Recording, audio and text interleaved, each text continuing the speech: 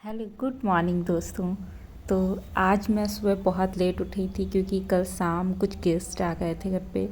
अब लेट उठ के ये तो नहीं कर सकते कि ना पढ़ाई ना करें, तो जितना सुबह का टाइम था मेरे पास 6 से 7 1 घंटे का, तो मैं उसमें अपना करंट अफेयर की क्लास देखना और DI वैसे 2-3 सॉल्व कर लेते, आज नहीं टाइम उतना था तो मैंने 2 ही करी।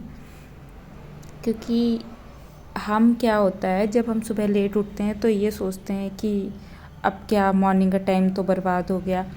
पर हमें बहुत अपने आप में पॉजिटिव रहना चाहिए कि कोई बात नहीं, अगर हम सुबह लेट उठ गए तो हमारे पास अभी पूरा दिन है, हम उस सुबह के टाइम के चक्कर में पूरा दिन बर्बाद नहीं कर सकते हैं।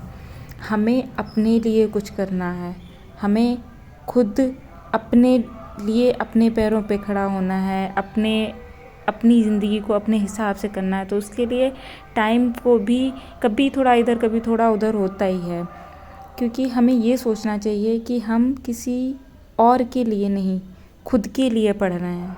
और ऐसा होना भी चाहिए। जब आप खुद से प्यार कर रहे हैं, सबसे पहली चीज़ होती है सेल्फ़ लव। जब तक सेल्फ़ लव नहीं होगा तब तक आप आगे मतलब दूसरों से क्या ही प्यार करेंगे, आप अपनी पढ़ाई से क्या प्यार करेंगे। सबसे बड़ा मोटिवेशन होता है कि आप खुद के लिए अपने लिए कुछ कर रहे हैं, अपने लिए, अपने मन की शांति के लिए। आप किसी को कुछ दिखाना ही नहीं है।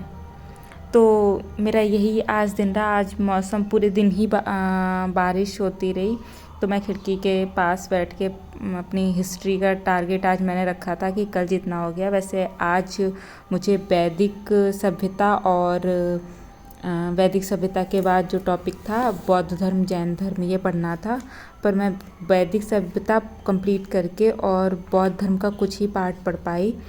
और उसके बाद सोचा था कि इसके प्रीवियस ईयर क्वेश्चंस करूँगी, देखते हैं कैसे आते हैं। पहले मैं जो आरओ का कर रही थी तो मैंने केवल मॉडर्न हिस्ट्री के ही क्वेश्चंस देखे थे प्रीवियस ईयर के, मिडाइवल और एंशिएंट के नहीं देखे। तो अब मैं ये कोशिश करूँगी कि मैं हिस्ट्री कंप्लीट, मुझे हिस्ट्री से इतना डर लगता है एक एक चीज़ लर्न करने में, और जब तक लास्ट तक पहुँचो तब तक आगे का भूल जाते। फिलहाल इस बार मैं पूरी कोशिश करूँगी कि मैं हिस्ट्री का एक शब्द ना भूलूँ, क्योंकि जब आपको ना एग्ज़ाम हॉल में चीज़ें रिकॉल होती हैं ना जल्दी, तो आपका पेपर भी बहुत जल्दी, और जब उन चीज़ों को सोचना पड़ता है ना तो उन चीज़ों में गलतियाँ भी हो जाती हैं, का कन्फ्यूजन भी बढ़ता है।